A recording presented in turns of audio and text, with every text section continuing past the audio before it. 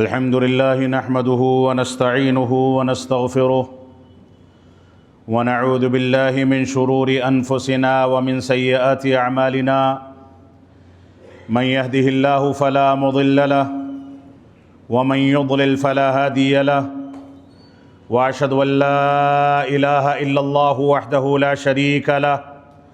وأشهد أن محمدًا عبده ورسوله أما بعد فإن خير الحديث كتاب الله وخير الهدي هدي محمد صلى الله عليه وسلم وشر الأمور محدثاتها وكل محدثة بدعة وكل بدعة ضلالة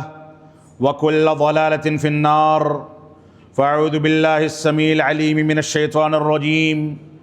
بسم الله الرحمن الرحيم فإن آمنوا بمثل ما آمنتم به فقد اهتدوا وقال النبي صلى الله عليه وسلم فوجد قلوب أصحاب خير قلوب العباد رواه احمد فی مسندہ۔ محترم سامعین کرام، بزرگان دین، نوجوانان ملت اسلامیہ اور خواتین اسلام، مسلسل کئی خطبات جمعہ سے صحابہ کرام کی عظمت، صحابہ کرام کے مقام اور صحابہ کرام کی حیثیت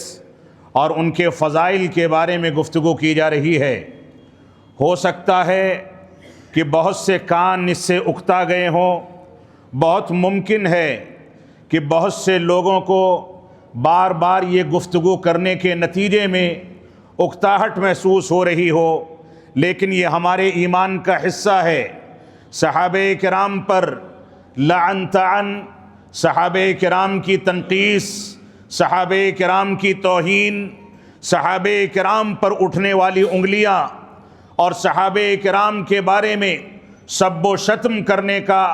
جو رواج چل پڑا ہے، وہ جتنا چلتا ہے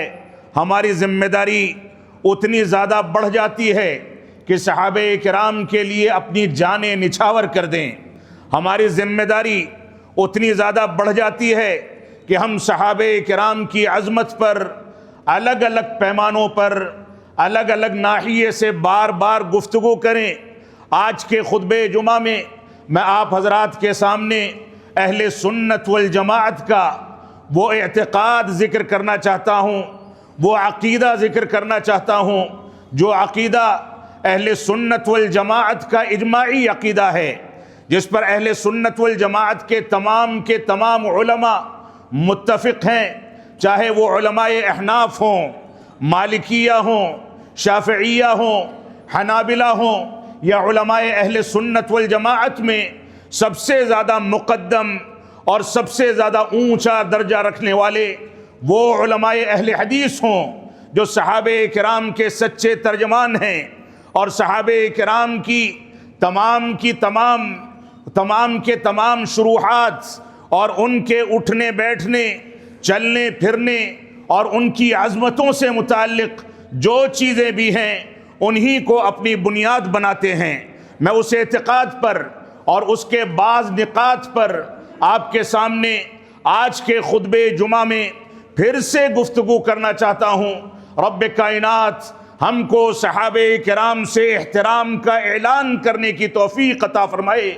جو لوگ صحابہ کرام کی تنقیص کرتے ہیں یا تنقیص کرنے کا بہانہ تلاش کرتے ہیں یا ان کا ذکر خیر کرنے کے بجائے غلط اسلوب میں ان کا تذکرہ کرتے ہیں یا ان کی توہین و تنقیص کرتے ہیں یا ان سے بغض و نفرت کا اعلان یا اظہار کرتے ہیں، ہم آج اس منبر سے رب کائنات کو گواہ بنا کر کے رسول اکرم صلی اللہ علیہ وسلم کے احکامات اور صحابہ کرام کی شروحات کی روشنی میں اہل سنت والجماعت کے اجماعی عقیدے کے تناظر میں اس بات کا اعلان کرتے ہیں کہ جو بھی ان سے بغض و عناد کا اعلان کرتا ہے یا اظہار کرتا ہے، ہم بھی اس سے بغض و عناد اور براءت کا اعلان کرتے ہیں۔ یہ ہمارے عقیدے کا حصہ ہے۔ میں نے ایک آیت کریمہ آپ کے سامنے تلاوت کی جس میں رب کائنات نے ارشاد فرمایا فَإِنْ آمَنُوا بِمِثْلِ مَا آمَنْتُمْ بِهِ فَقَدْ اهْتَدَوْا، کہ اگر یہ لوگ صحابہ کرام جیسا ایمان لے آئیں تو ہدایت پا جائیں گے۔ صحابہ کرام کے ایمان کو ہدایت کا معیار قرار دیا گیا اور اللہ رب العالمین نے اس کو معیار قرار دیا، اور رسول اکرم صلی اللہ علیہ وسلم نے جہاں اس روایت کا تذکرہ فرمایا کہ سارے کے سارے فرقے جہنمی ہیں، یہود و نصارہ 71 اور 72 فرقوں میں تقسیم ہو جائیں گے، اور امت اسلامیہ امت محمدیہ 73 فرقوں میں تقسیم ہو جائے گی۔ کلھا فی النار الا واحدہ، سارے کے سارے جہنمی ہیں سوائے ایک فرقے کے، ایک مکتب فکر کے، ایک طریقے کو اپنانے والے، وہی جنتی ہیں، وہی فرقے ناجیہ اور صراط مستقیم پر چلنے والے ہیں۔ صحابہ کرام نے بے چینی کے عالم میں ان کی صفت کے بارے میں سوال کیا کہ وہ فرقے ناجیہ، وہ نجات پانے والے، وہ جنت کی بشارت پانے والے کون سے خوش نصیب لوگ ہوں گے؟ تو اللہ کے نبی صلی اللہ علیہ وسلم نے اس مبارک روایت اور حدیث میں بھی صحابہ کرام کے طریقے کو، صحابہ کرام کے اسوے کو، صحابہ کرام کے ایمان کو، صحابہ کرام کے استدلال کو، صحابہ کرام کے فقہ و فتوے کو اور صحابہ کرام کے طریقے کو معیار قرار دیتے ہوئے فرمایا ما انا علیہ واصحابی، جس طریقے پر آج میں ہوں اور میرے صحابہ یعنی صحابہ کرام اور میرے ساتھی ہیں، وہی طریقہ جنت میں لے جانے والا ہے۔ اس کے علاوہ جو 72 طریقے، 72 فرقے، مختلف انداز کے مکاتب فکر، جن کے عقائد میں خرابیاں ہیں، جن کا استدلال غلط ہے، جن کے فتاوے ناقابل اعتماد ہیں، وہ سارے کے سارے راہ راست سے بھٹکے ہوئے ہیں۔ ایمان کے بقدر جہنم میں ڈالنے کے بعد ان کو جنت میں ڈالا جا سکتا ہے، لیکن وہ گمراہ فرقے قرار پاتے ہیں۔ تو ہماری ذمہ داری ہے کہ صحابہ کرام کے جس معیار کو رب کائنات نے قرآن مجید کے اندر ذکر کر کے ان سے اپنی رضامندی کا اعلان کر دیا، صحابہ کرام کے جس معیار اور مقام کو قرآن مجید میں ذکر کر کے ان کے ایمان کو ہمارے لیے آئیڈیل قرار دیا، اور رسول اکرم صلی اللہ علیہ وسلم نے جن صحابہ کرام کے طریقے کو رشد و ہدایت کا طریقہ اور جنت میں جانے والی سڑک اور صراط مستقیم قرار دیا، ہم اسی راستے پر چلیں، یہی راہ نجات ہے۔ صحابہ کرام پر ایمان لانے کے بارے میں اہل سنت والجماعت کا اعتقاد کیا ہے، اس کو آپ اچھے طریقے سے سمجھ لیں۔ بے شمار افراد اپنا محاسبہ کریں، اپنا جائزہ لیں۔ کسی کی وفات ہو جاتی ہے، اس کی پیروی اور اتباع میں صحابہ کرام کی عظمت کو کنارے کر کے شخصیات کی عظمت کے بارے میں بار بار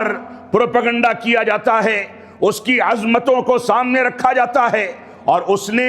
صحابہ کرام کو جو گالیاں دی، اگر ہم آج اس شخصیت کو برا بھلا کہیں تو اس کے ماننے والے ہمارے ساتھ گالی گلوچ کرتے ہیں، جبکہ معیار یہ ہے کہ اگر اس نے صحابہ کرام کو برا بھلا کہا، امیر معاویہ رضی اللہ تعالیٰ عنہ جن کو جنت کی بشارت دی گئی، جو کاتب وحی تھے، جن کو رسول اکرم صلی اللہ علیہ وسلم کی خصوصی دعائیں نصیب ہوئیں، جن کا مقام تھا، جن کی عظمت تھی، جن کی جلالت تھی، جن کی خلافت کے چرچے تھے، عدل و انصاف کا دور تھا، صحابہ کرام ان کے ایمان کو اپنا ایمان اور اپنا معیار قرار دیتے تھے۔ اگر کوئی شخص اٹھے اور امیر معاویہ کو فرعون کہے، گالیاں دے، یہ کہے کہ ان کے گھر میں شراب پی جاتی تھی، نعوذ باللہ من ذالک، یہ دعویٰ کرے کہ ان کے گھر میں زنا کیا جاتا تھا، نعوذ باللہ من ذالک، یہ دعویٰ کرے کہ وہ مرتد ہو گئے تھے، کافر ہو گئے تھے، تو ہم ایسے لوگوں اور ایسے لوگوں کے متبعین سے آج ہی برات کا اعلان کرتے ہیں۔ ہماری ذمہ داری ہے کہ ہم انصاف سے کام لیں۔ صحابہ کرام کو گالیاں دینا برداشت کر لیا جائے، اور جو گالیاں دیتا ہے اس پر علمی دائرے میں رہتے ہوئے، ادب کے دائرے میں رہتے ہوئے جرح و تنقید کی جائے، تو اس کے متبعین گالی گلوچ پر اتر جائیں۔ آپ سوچیں رب کائنات نے آپ کو گمراہی کے کون سے راستے پر اس گمراہی کو مزین کر کے اس پر لگا دیا ہے، ایسا نہ ہو کہ آپ اپنی عاقبت کو اور آخرت کو تباہ کر لیں۔ تو ہمارا معیار صحابہ کرام کے ایمان کا معیار ہے، یہی رشد و ہدایت کا راستہ ہے۔ تو پہلا بنیادی عقیدہ جو ہمارا عقیدہ ہے وہ یہ ہے کہ صحابہ کرام مخلوقات میں انبیاء کرام کے بعد سب سے اونچا مقام رکھنے والی مخلوق تھی۔ سارے کے سارے انبیاء کرام کے بعد سب سے اونچا مقام ابو بکر صدیق رضی اللہ تعالیٰ عنہ کا تھا، اس کے بعد عمر بن خطاب رضی اللہ تعالیٰ عنہ کا تھا، اس کے بعد عثمان غنی رضی اللہ تعالیٰ عنہ، اس کے بعد امیر المؤمنین علی بن نبی طالب رضی اللہ تعالیٰ عنہ، اور یہ سلسلہ جس کا تذکرہ آخر میں کیا جائے گا ایسے ہی چلتا ہے۔ یہ ہمارا اعتقاد ہے کہ صحابہ کرام مخلوقات میں انبیاء کے بعد اور رسولوں کے بعد سب سے اونچا مقام رکھتے ہیں، سب سے مقدس جیل اور سب سے مقدس جنریشن کے مالک ہیں۔ رسول اکرم صلی اللہ علیہ وسلم نے ان کے بارے میں واضح کر دیا، رب کائنات نے حکم دے دیا کہ ہم ان سے راضی ہو گئے اور یہ بھی ہم سے راضی ہو گئے۔ رب کائنات نے واضح کر دیا کہ اے نبی آخر الزماں، اگر آپ کو درست فیصلے لینے ہیں، آپ کو دنیا کے اندر عدل و انصاف کے مطابق چلنا ہے، وَشَاوِرْهُمْ فِي الْأَمْرِ، ان صحابہ کرام کی غربت، پیبند لگے کپڑے، ان کے گھروں کی فاقہ کشی، ان کے گھروں کا ان کے ساتھ ساتھ نہ دینا، چھتوں کا نہ ہونا،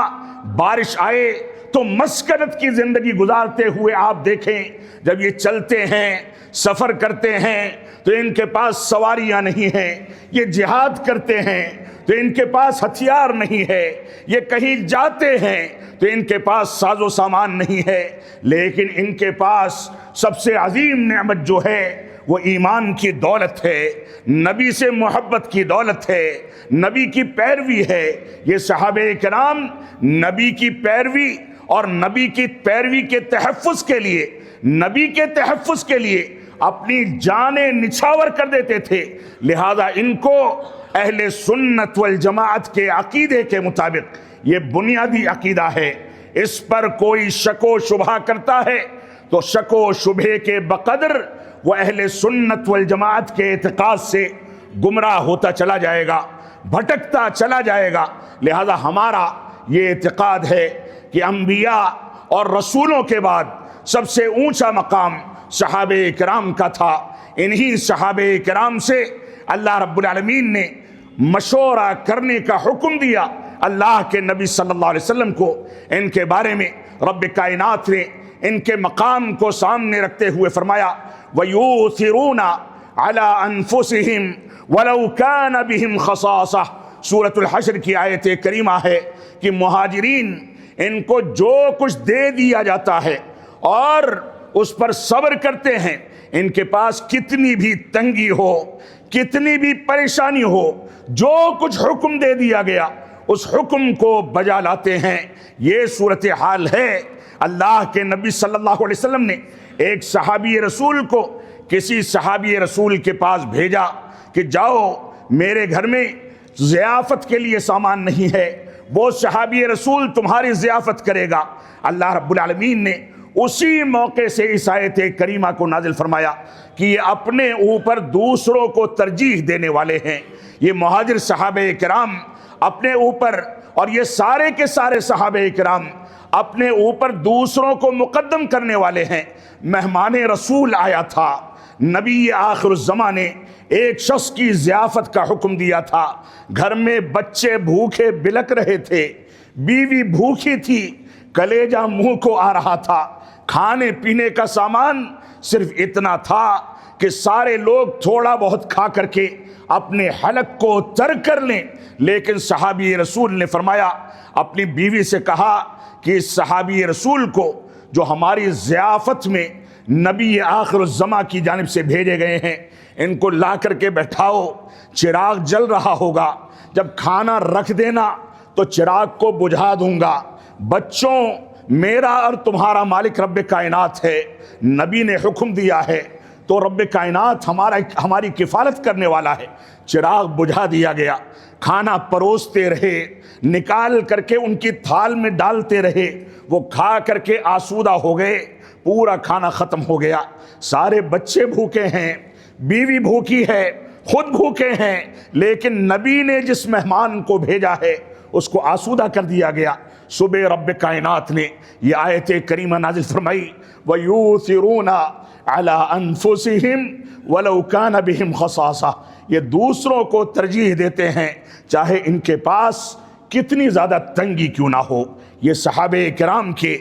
مقام کی ایک عکاسی ہے جو آپ کے سامنے بیان کی گئی۔ اللہ رب العالمین نے سورہ توبہ میں ارشاد فرمایا، لَقَدْ تَابَ اللَّهُ عَلَى النَّبِيِّ وَالْمُهَاجِرِينَ وَالْأَنصَارِ وَالَّذِينَ اتَّبَعُوهُ فِي سَاعَةِ الْعُسْرَةِ مِنْ بَعْدِ مَا كَادَ يَزِيغُ قُلُوبُ فَرِيقٍ مِّنْهُمْ ثُمَّ تَابَ اللَّهُ عَلَيْهِمْ۔ اللہ رب العالمین نے سورہ توبہ میں ارشاد فرمایا کہ لَقَدْ تَابَ اللَّهُ عَلَى النَّبِيِّ، اللہ رب العالمین نے نبی کے حال پر توجہ فرما دی۔ نبی بہت پریشانی اور تکلیف میں تھے، رب کائنات نے توجہ فرمائی۔ انصار و مہاجرین سارے کے سارے صحابہ کرام تنگی میں تھے۔ یہ جنگ تبوک کا موقع ہے، لمبی مسافت تھی، طویل سفر تھا، سخت چلچلاتی دھوپ اور سخت گرمی کی شدت تھی، اور ایسے ہی مسلمانوں کے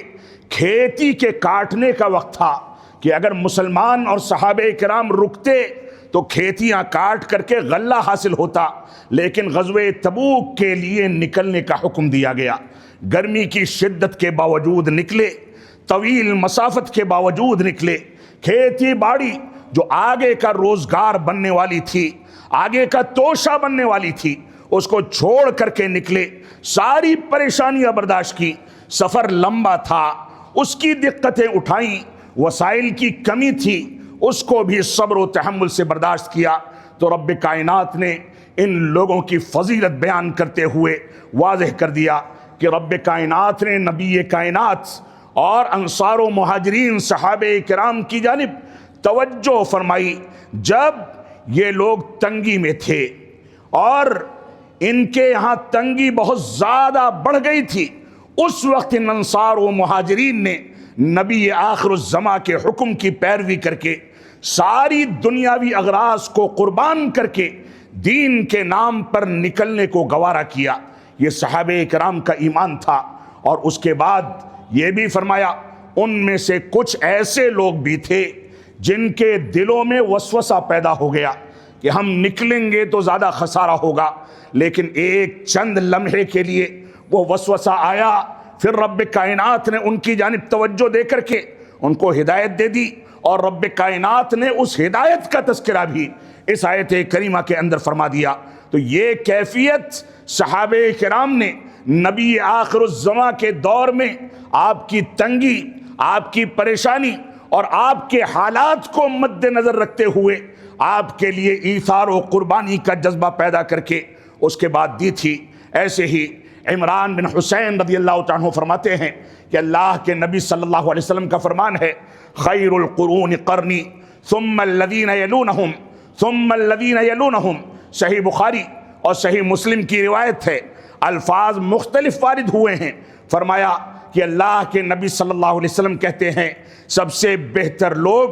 میرے زمانے کے لوگ ہیں، یعنی میرے ساتھی صحابہ کرام، اور اس کے بعد ان کے بعد آنے والے تابعین، اور اس کے بعد ان کے بعد آنے والے تبع تابعین۔ اور بعض روایات میں اس بات کا تذکرہ ملتا ہے کہ جنگوں میں پوچھا جائے گا کہ فوج کے درمیان کیا کوئی صحابی رسول موجود ہے، پھر ایک زمانہ گزر جائے گا، پھر پوچھنے والا پوچھے گا کہ کیا فوج میں کوئی تابعی رسول موجود ہے، پھر ایک دور گزر جائے گا، پھر پوچھنے والا پوچھے گا کہ کیا فوج میں کوئی تبع تابعی موجود ہے، اور ان تینوں کے وجود کے نتیجے میں صرف ایک شخصیت صحابہ میں سے، ایک شخصیت تابعین میں سے، ایک شخصیت تبع تابعین میں سے پوری فوج کے اندر موجود ہوگی، رب کائنات ان کی برکتوں کے نتیجے میں اس جنگ کو جتا دے گا۔ یہ صحابہ کرام اور ان سے منسلک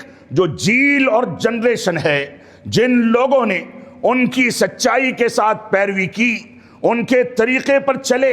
ان کی زندگیوں میں رب کائنات نے یہ برکت رکھی ہے۔ عرباض بن ساریہ رضی اللہ عنہ فرماتے ہیں، اللہ کے نبی صلی اللہ علیہ وسلم نے فرمایا، علیکم بسنتی وسنت الخلفاء الراشدین المہدیین۔ ابو داؤد اور ترمذی کی روایت ہے، اے لوگوں سنو، میری سنت کو اپناؤ اور میرے بعد میرے خلفاء یعنی ابو بکر و عمر اور عثمان و علی رضوان اللہ عنہم اجمعین، ان لوگوں کی سنتوں کو اپناؤ، کیونکہ یہ لوگ ہدایت یافتہ ہیں، انہی کے طریقے پر چلو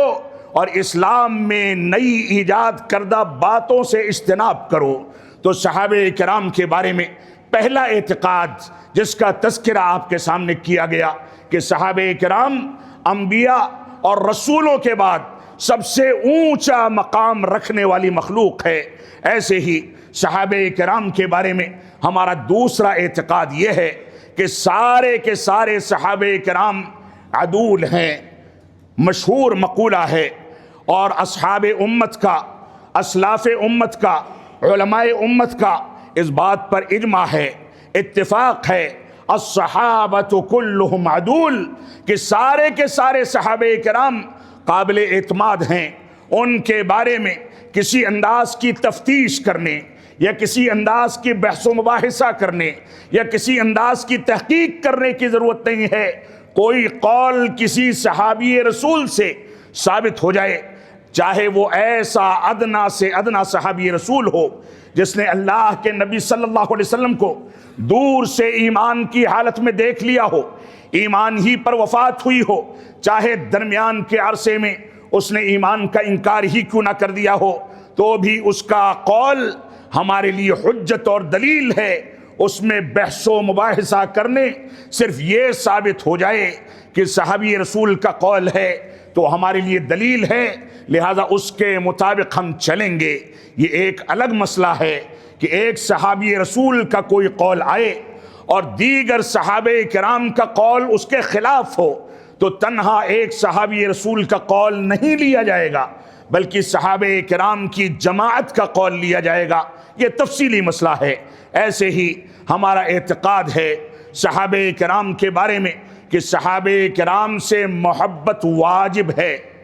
ان سے دوستی رکھنا، ان کا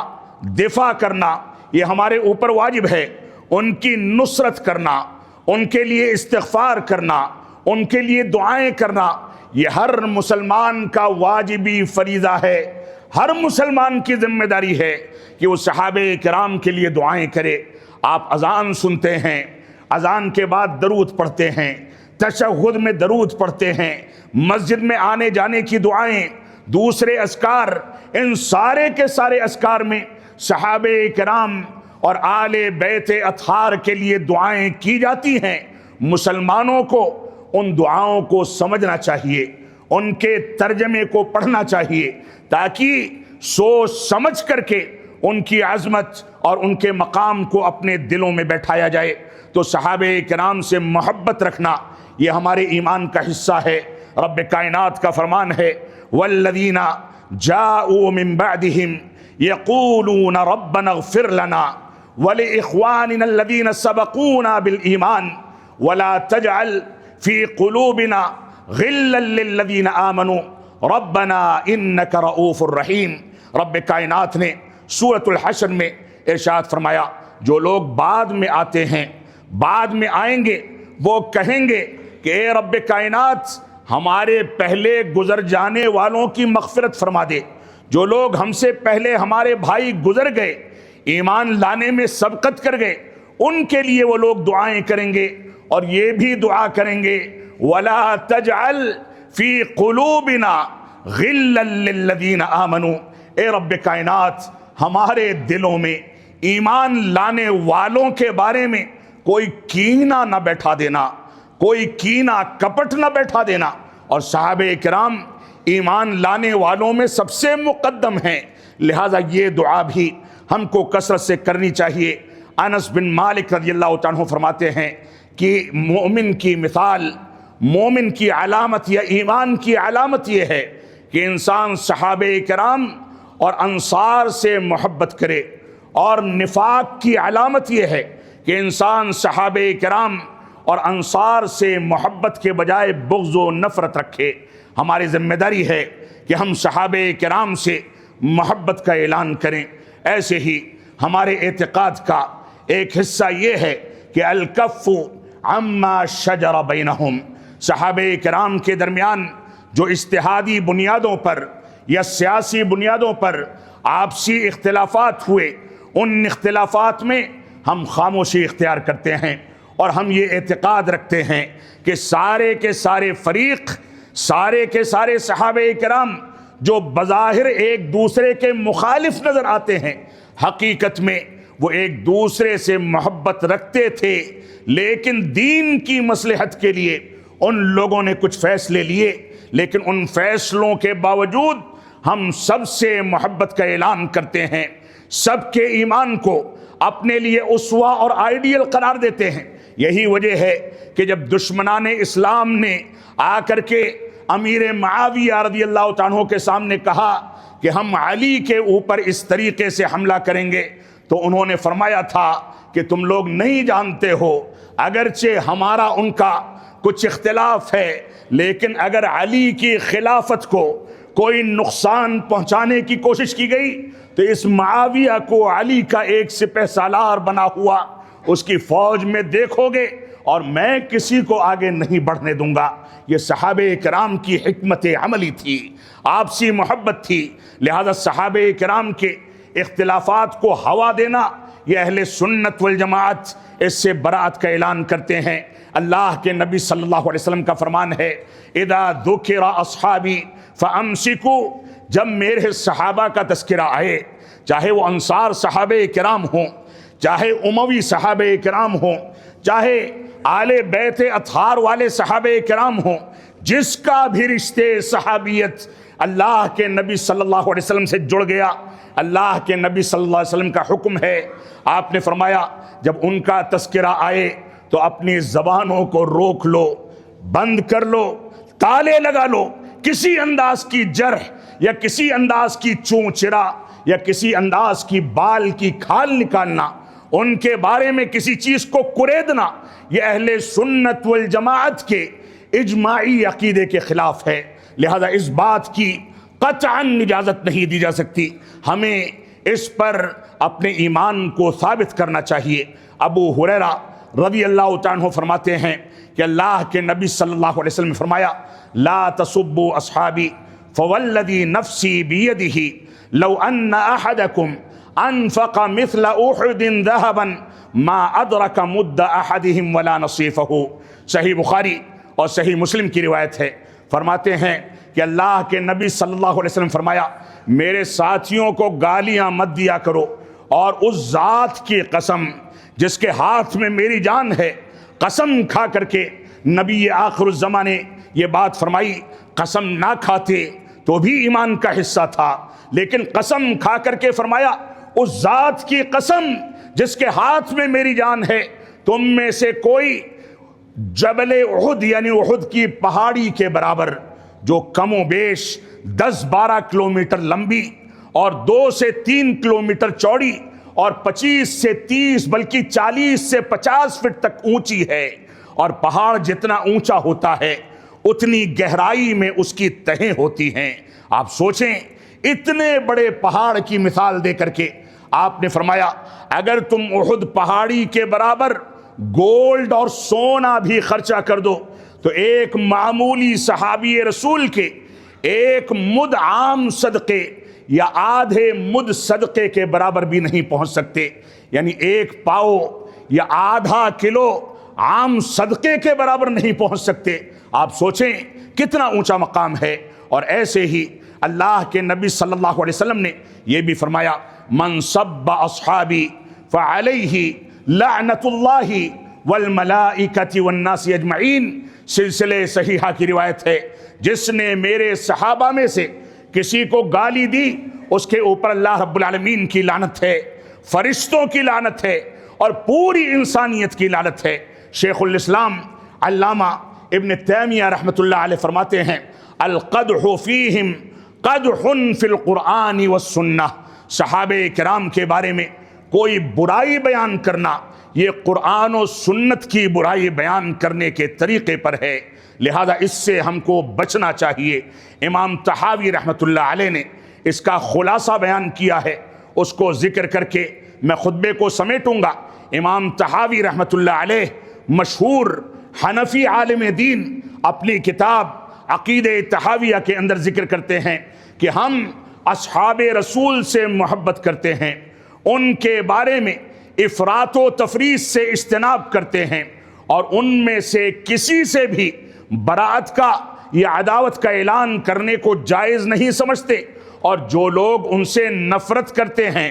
ان سے بغض رکھتے ہیں، ہم ان سے بغض و نفرت کا اعلان کرتے ہیں، اور جو لوگ ان کا تذکرہ خیر کے ساتھ نہیں کرتے ہم ان سے بھی بغض و نفرت کا اعلان کرتے ہیں، اور ہم ان کا ذکر خیر ہی کرتے ہیں، برائیوں کے ساتھ ان کا تذکرہ نہیں کرتے، اور یہ سمجھتے ہیں کہ صحابہ کرام سے محبت رکھنا یہ دین ہے، ایمان ہے، احسان ہے، اور صحابہ کرام سے بغض و نفرت رکھنا یہ کفر ہے، نفاق ہے اور طغیان ہے، یہ زندیقیت ہے، یہ نفاق ہے۔ اس وجہ سے ہماری ذمہ داری ہے کہ ہم ان چیزوں کو سامنے رکھیں، صحابہ کرام کے فضائل کے مراتب آپ سامنے رکھ کر کے چلیں۔ سب سے اونچا مقام خلفائے راشدین میں ابو بکر صدیق، پھر عمر بن خطاب، پھر عثمان غنی، پھر علی بن نبی طالب رضوان اللہ عنہم اجمعین، ان لوگوں کا بالترتیب ان کی خلافت پر، اور اس کے بعد جو بقیہ عشرے مبشرہ ہیں، بقیہ 6 لوگ جن کو نام کی تعیین کے ساتھ دنیا کے اندر جنت کی بشارت سنا دی گئی،